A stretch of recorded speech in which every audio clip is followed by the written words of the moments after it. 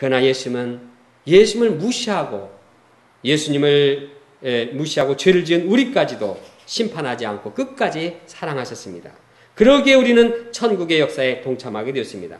예수님은 이웃사랑의 완전한 본을 보이시며 우리도 이와 같은 사랑을 실천하기를 원하셨습니다. 또한 이러한 사랑의 역사를 이루는 가운데 천국을 이루어 나가시는 분입니다. 성경에 기록한 위대한 인물들을 보면 한결같이 남을 비판할 수 없는 상황에서 비판하지 않고 사랑한 자들이었습니다. 하나님께서는 구속 역사를 위해서 사람을 세울 때 그가 형제를 사랑하도록 세우셨습니다. 예를 들어서 스데반은 자기를 성 밖으로 내치는 그리고 돌을 치는 자들을 향해서 크게 외쳤습니다. 주여 이들의 죄를 그들에게 돌리지 마옵소서. 이처럼 자기를 죽이는 원수들을 비판하지 않고 사랑한 스데반을 보시고 하나님께서는 그를 통해서 구원의 역사가 활활 타오르게 하셨습니다. 구약의 요셉을 봅니다. 그는 형들의 시기심을 내서 노예로 팔렸습니다. 참 자기는 원치 않고 잘못한 것이 없는 것인데 형들로 인해서 노예 생활, 옥살이를 하게 되었습니다. 십수년 동안 파란만장한 엄청난 고생을 하는 인생을 살게 되었습니다. 그런데 요셉에게 형들을 복수하고 심판할 기회가 왔습니다. 그러나 요셉은 그들을 비판하지 않고 심판하지 않았습니다. 오히려 그들을 용서해주고 그들을 초청해서 그들을 기근에서 구원하시고 그들을 통해서 구속 역사를 이루게 했습니다. 모세를 생각해 봅니다. 그는 나이 40세가 되어서 이스라엘 동족을 구하기 위해서 싸웠습니다. 동족을 위해서 싸우면 생명을 내걸고 이제 히브리인을 구하기 위해서 이 에집트인을 태권도로 죽였는데 그러면 동족들이 박수를 쳐주고 와 모세 만세 우리의 구원자 이렇게 해야 되는데 오히려 네가 누군데 언제 우리가 너를 재판관으로 삼았느냐고 배척을 했습니다.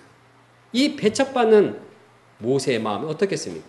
그러나 하나님께서는 그가 이제 다시 배척받는 그들을 품고 그들을 애굽 땅에서 구원하도록 도우셨습니다.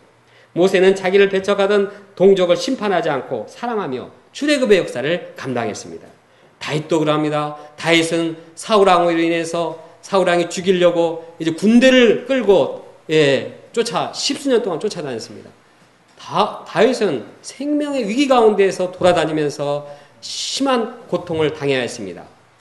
그런 가운데서 다윗은 사울을 죽일 기회가 왔습니다. 그러나 다윗은 그를 비판하지 않고 그를 정죄하지 않고 오히려 그를 살려주고 그에게 끝까지 경외심을 가지고 대해주었습니다. 다윗은 가깝게 지내던 자들에게 배신당했습니다. 다윗에게 악담을 퍼물고 함정에 빠뜨리고자 한 모의를 하는 자들도 있었습니다. 그러나 그때 다윗은 그들을 심판하지 않았습니다. 어떤 상황에서도 영혼을 사랑하는 마음을 잃지 않았습니다. 하나님 이처럼 사랑의 마음을 가진 다윗을 통해 이스라엘 구속의 역사를 이루어 나가고 계십니다. 이처럼 하나님은 비판하는 대신에 사랑을 실천한 자를 통해서 구속의 역사를 줄기차게 이루어 나가시는 분입니다. 이웃사랑이 선지자가 율법과 선지자가 바로 이것이다. 선지자와 선지자가 이웃사랑이라는 말이 바로 이 선지자들이 한 일이 바로 이웃을 사랑하고 비판할 수밖에 없는 상황에서도 끝까지 사랑했다는 말이 아닌가 생각이 됩니다. 지금도 하나님께서는 이 땅의 천국을 이루기 위해서 비판하지 않고 형제를 사랑한 자들을 세워 나가십니다. 그럼 우리가 구원과 천국의 역사에 동참하기 위해서는 남을 비판하기보다도 남을 대접하는 자, 남을 사랑하는 자가 되어야겠습니다. 그러나 많은 신자들이 이 비판의 문제를 해결하지 못해서 천국의 은혜에 동참하지 못하고 있습니다. 그러나 비판할 수밖에 없는 상황에서도 정말 정죄하지 않을 수 없는 상황에서도 용서하고 사랑하는 자를 통해서 구원과 천국의 역사가 이루어집니다.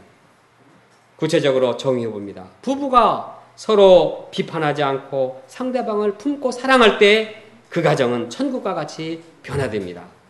그러나 당신과 같은 사람하고는 도저히 안 되겠다. 당신은 안 돼 하고 할 때 그 가정은 지옥이 될 것입니다. 대학로 공동체가 서로 비판하지 않고 상대방을 용서하고 또 사랑으로 섬길 때 이곳은 천국과 같이 행복한 공동체가 될 것입니다. 더 나아가 우리가 캠퍼스 영혼을 비판하지 않고 그들을 사랑하고 섬길 때 하나님께서는 캠퍼스 가운데 천국을 이루어 나가실 것입니다. 그럼 우리가 이 땅에 천국을 이루기 위해서 십자가에 비판하는 마음을 못 받기를 원합니다. 그리고 그 심령에 예수님의 사랑, 남을 대접하고 사랑하는 이러한 마음을 소유하기를 간절히 기도합니다. 결론적으로 신자가 천국의 역사에 동참하기 위해서 인간관계가 중요합니다. 어떤 상황에서도 상대방을 비판하지 말아야 합니다. 정죄하지 말아야 합니다. 비판하는 마음을 없애주시도록 하나님께 간절히 기도합니다. 이는 본성적으로 되지 않는 일입니다. 우리가 하나님께 간구할 때 성령께서 예수님의 사랑을 깨닫게 하시고 비판의 마음을 없애주십니다. 하나님의 용서와 사랑이 함께하게 될 것입니다. 하나님의 사랑이 우리를 통해 실천하게 될 때 우리를 통해서 이 땅에 천국이 임하게 될 것을 확신합니다. 다 같이 12절 말씀을 함께 읽겠습니다. 시작. 그러므로 무엇이든지 남에게 대접을 받고자 하는 대로 너희도 남을 대접하라. 이것이 율법이요 선지자니라. 기도하겠습니다. 감사하신 하나님 아버지, 저의 마음을 이제 주님께서 주관하여 주시고 마음에 비판하는 마음, 정죄하는 마음, 미워하는 마음 다 태워주시고 이제 저희의 심령 가운데 성령으로 함께 하시고 예수님의 마음을 품게 도와주시옵소서. 또한 하나님의 마음을 가지고 이제 참 사랑의 역사를 이루고 구원과 천국의 역사를 이룬 믿음의 선배들을 저희들이 따라가며 이제 저희들도 이 땅에서 이웃을 사랑하며 어떤 상황 가운데서도 이제 이들을 섬기는 가운데 하나님의 뜻을 이뤄가는 종들이 되게 도와주시옵소서.